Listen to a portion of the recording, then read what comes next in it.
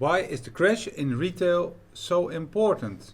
I hope I'm going to give the answer to that, Casper. I hope so. Because we had a really big crash this week in retail companies. Yeah. And retail is very broad. It's a lot of things. It's not only food, or it's not only clothing. It's a lot of things. But what we saw this week started on Tuesday with Walmart. I think everybody knows Walmart. In general, we as if you read what Walmart is, it's a supermarket. You can buy, but also televisions there, etc., hardware and those sorts of things, comparable, I think, with what we have in Spain here with the Carrefour sort of thing.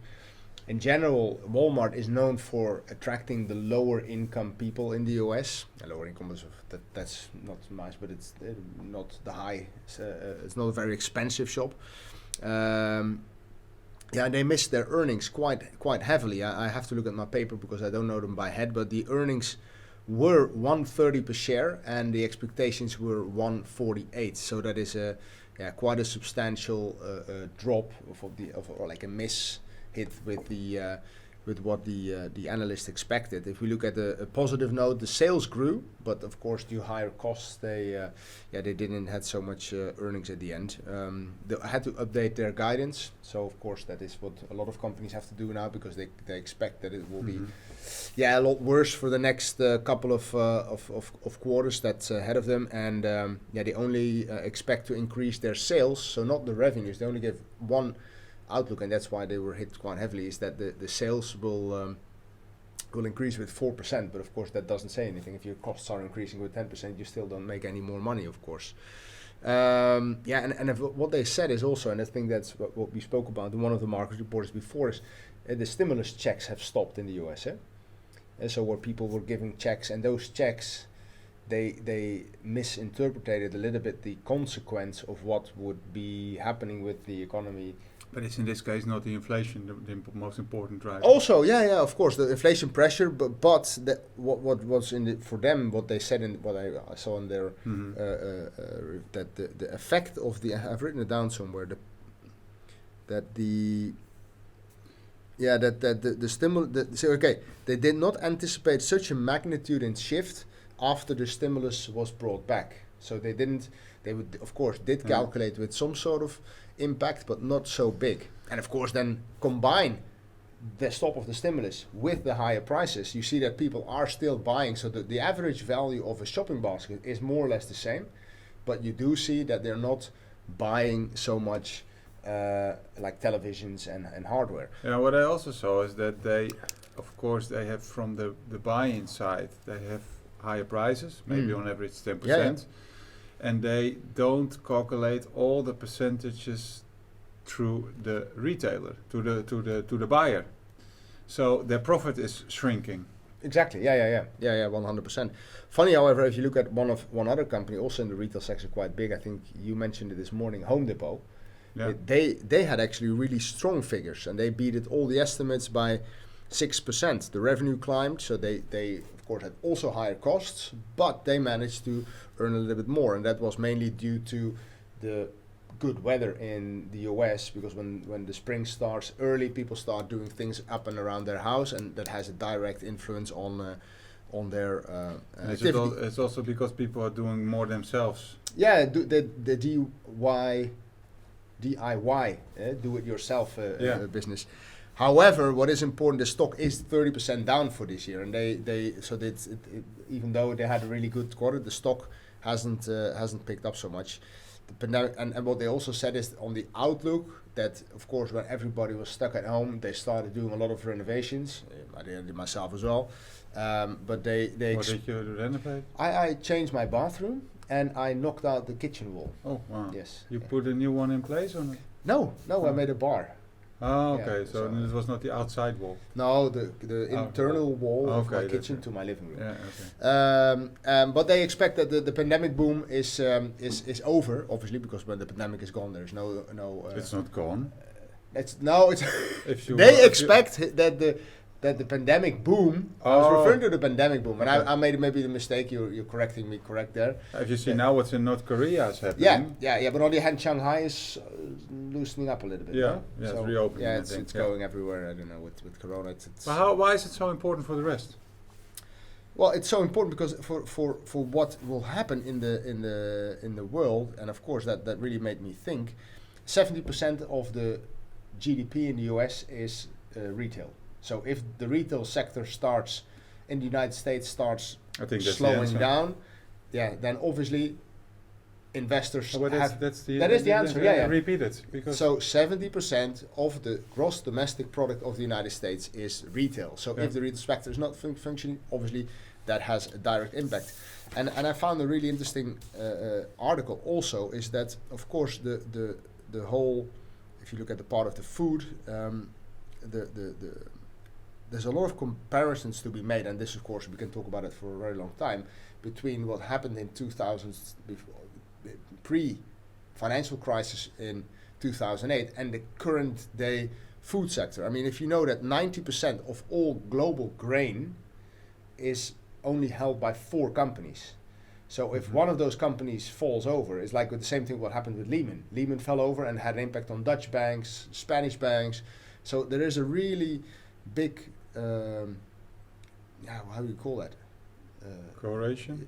Correlation with what was happening in the financial crisis, pre-financial crisis 2007, 2008, and what is happening now. But if one of those companies will go bankrupt, then another will step in place and he will buy the grains and sell the grains. Yeah, but there's not only that. It's also the trade. I mean, we were of course, and it's a really long article, and I will give it to you and to read. I'm going to send it in our WhatsApp group because I thought it's quite interesting. So if you look also at the trades, of course, all the trade for rice, we eat a lot of rice, is all going through the Turkish straits. Now they're all blocked by the Russians due to the war. So there's no real rice coming through. They have to go another way. And what the density of the network is, so the correlation between all these companies, if one falls over, then you have some sort of cascading failure effect, just as with the financial crisis. So what it came down to is that, of course, retail sector is one point, but also then if you look at these things, food is part of what discretionary, not discretionary, it's stable. People keep buying food, so the whole food production thing, and I think we spoke about this morning as well about vegetarian meat and everything. The whole food production system needs to change because it's too global. It's too. You should go back to more local supply because in Spain we have really good temperatures in the Canary Islands, but the bananas are coming from Brazil. While of course those things does not make a lot of sense because it's cheaper. The high cost of driving it or bringing rice from China back to Europe and vice versa. And there's also that article about the milk industry in the US. I think that was 75% of the revenues of the whole industry is coming from state support. Yeah, so that says a lot. Especially in the US, where we think most of us think it's a more open market and companies have to do themselves. But so like around 75% of all the revenues of all the milk producers are coming directly from the States. From the States, and then so on Tuesday and previously we had Walmart and Home Depot, but if we then look on Wednesday, and that was I think yesterday combined with it's Thursday today. It's Thursday today. The high inflation figures from the United Kingdom and the UK, they had 9% CPI increase, and then in US Target, which is like a competitor or same sort of company like Walmart, they had a massive miss of their estimates, and their stocks went down 25%. So that had an impact on all the retail companies. I mean, if you look at next to Target, companies like Best Buy went down 12%. Kohl's, Urban Outfitters, all big supermarkets, they all went down around 10%. And Target is a company that also is suffering a lot because of the fact that they need to pay higher hourly wages. So there's a lot of negativity for these companies, and they're really important because it gives us our food. If we don't think about it because it's normal, but I mean, they're really in a difficult situation at this moment, I think. Yeah, and I want to highlight Amazon because Amazon is also well known because of the retail products. Mm-hmm. So it's also in that same area where people say, okay, they're depending on the retail sale. We discussed it also in the past, and I want to highlight some figures from Q1. Yeah. Is that the net sales, they rose also. Doesn't say anything.